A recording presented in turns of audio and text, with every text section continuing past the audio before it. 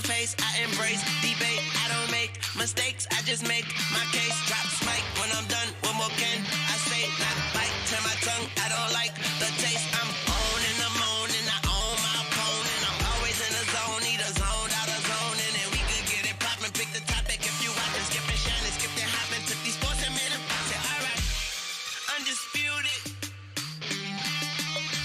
Steph Curry turns in a performance for the ages. Good morning, everybody. This is Undisputed. Welcome in.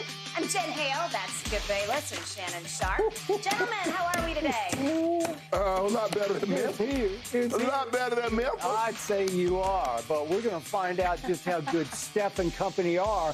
Let's see how Steph can do against LeBron James without KD riding shotgun this time. Let's see how that works. I'm not going to let you poo-poo that man virtuoso. Oh. That was a virtuoso.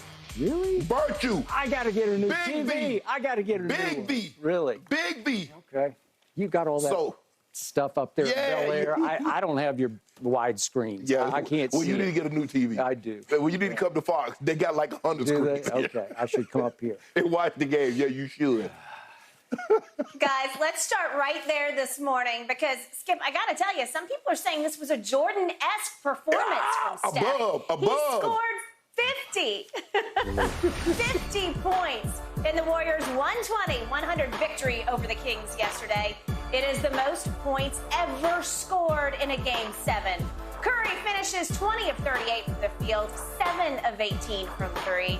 All right, Shannon, you first. How impressive was Steph?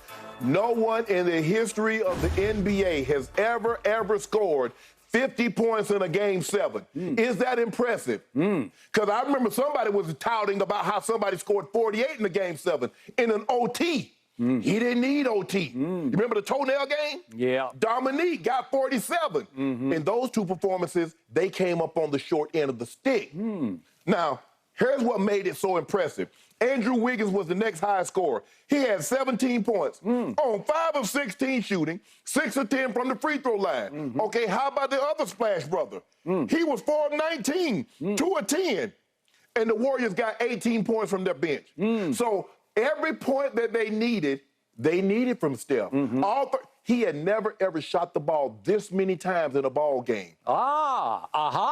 Now, that's an interesting stat, isn't it? Yeah. Oh, thank you for bringing that up. Keep on going. Okay. Now you're hot. Yeah, so Steph Curry made 20 shots. His teammates made 23. Wow. Voila. Let there be light. Skip, at some point in time, we've got to give the man the credit that he's due. And I understand that there have been other historically great players. But what Steph did yesterday, whatever praise and adulation you want to heap, is more than deserved. Because yesterday was a virtuoso for Steph Curry. Because you have said so many times, in moments like this, he's come up small. Game 7 against in the 2016 finals, where was Steph? Well, where was he? Can you help me? No. No, I'd like to know. You know what? That's over. He can't do anything else about that. But what he can do in this Game 7. Yeah. Oh, how about 8 rebounds? Could I interest you in that for a 6-3 guard? Good. What about 6 assists and I'll 1 take turnover? It was very good. Yeah. That might be the best stat on his line is the 1 for 1 turnover. Handling the ball as much as he did and turned it over 1 time, that is sensational. Oh, so Steph Curry, first quarter, he had 10 points on 4 of 6. Second quarter, 10 points, 4 of 9. Third quarter, 14, 5 of 12. Fourth quarter, 16 points, 7 of 11. So I don't really know what else he could have done. Game close in the fourth quarter? Why wasn't it close? Why wasn't it close? I mean, if you're going to tell the story, tell the story. Is it my turn? No. I can go. I can really go. No, you keep saying the game. You said the game wasn't close. I need you to tell the story in its entirety. Yes, I will. I'm about to when you give me the floor. Because he had 30 points in the second half. That's why the game wasn't close. Because every time they tried to do something, Steph Curry would shoot it down. Skip, look, Andrew Wiggins had played great up until this game, Game 7. Clay was playing good up until this game, Game 7. Steph had to do what he had to do in order for them to win this ball game. They was 43 of 100. Steph Curry was 20 of 38. Okay. If Steph Curry doesn't do this, they're going home. He did this on the road not at his home. He did this in a hostile environment. He did. We understand that Sacramento is a very, very good team, especially at home. Yeah. And he went in there and did a demolition job on the 3rd seed at home, hostile environment, and they're a good team with 2 All-Stars. Yeah. He did that. He did that. Virtuoso. Who was the second All-Star of theirs? Fox. Huh? Second All-Star. Sabonis? Oh, thank you. Did he look like an All-Star in this series? Big Loom gave him that work. Loom put that work on him. Okay. I think it is now my turn. And I would like to preface everything I say by, I think I first guessed Stephen Curry a long, long time ago, because I can go all the way back to 2009 and his draft. And I was on the other network. And I cannot tell you how many days I came to work and sat in this side, not against you, but against this expert and that NBA expert and that analyst and that expert and that one and that one. And they just lined them up. And they all came in and they said, give it up, man. Blake Griffin is the pick, the #1 overall. He's going to change basketball. He can jump out of the gym at 6 feet, 10 inches tall. Never see anything like him. I said, I saw every dribble he took at the University of Oklahoma. He can't shoot past 1 feet. He can't shoot from more than 2 feet from the rim. And everybody said, nope, it's Blake Griffin. I said, no, it's the little guy at Davidson. Go look it up. I dare anybody to go find it on YouTube. I'm pounding the desk for the little guy from Davidson. They said, he's just a shooter. I said, no. You got to watch. He has not a good handle. He's got a great handle. And what I loved about his virtuoso performance yesterday was, especially in the 4th quarter, what was on display the most? Not his three-point shooting. It was his handle. He's dribbling through the Kings like they're Washington Generals, like they're just set decoration out there.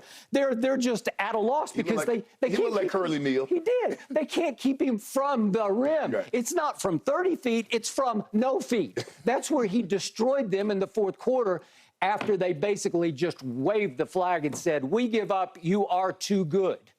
So for the record, I first guessed Steph. I love Steph, but he does have a history of coming up even smaller than he is in 4th quarters in big games.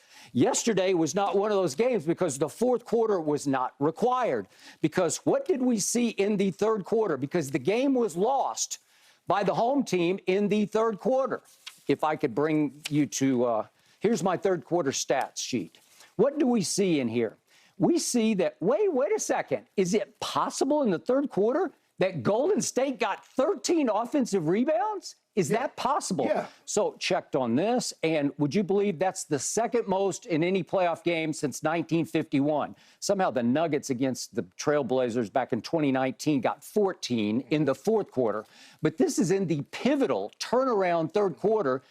Kevon Looney, are you looking at your numbers? Yeah. Wait, how could that? He gets 10 rebounds in a quarter, but more important, he gets 7 offensive rebounds. Now go down and look at your all-star down there under. This is just for the 3rd quarter. Look at the all-star for the Sacramento Kings. He had no rebounds. Sabonis has 0 rebounds in the 3rd quarter. Are you kidding me? He has 0 points, too. He has 0 points and 0 rebounds. And Kevon Looney has 10 rebounds in a quarter. Yep. And remember, Sac is up 2 at half, and I'm thinking, okay. Yes. And it took all of Steph's greatness in the first half to keep him close, to keep him in the game, because it was all Steph all the time.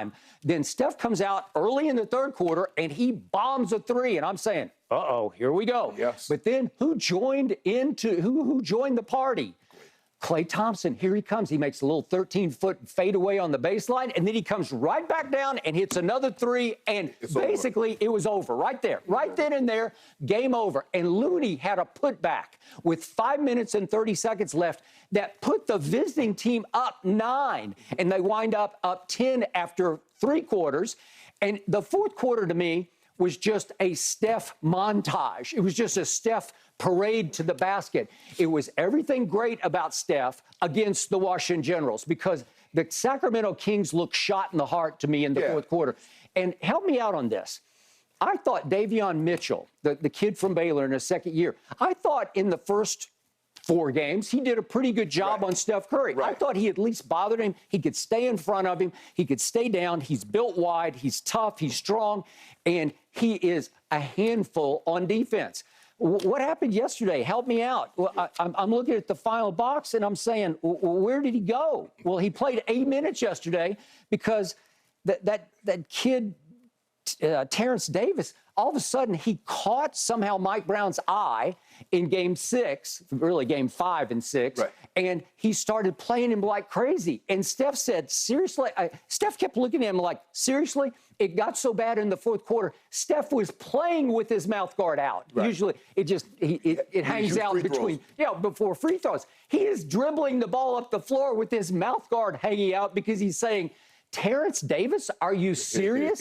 And I thought the 1-2 punch of Davion and De'Aaron Fox on Steph was pretty good for a while. Right. And then all of a sudden, it's all Terrence Davis all the time. And then he played all the minutes.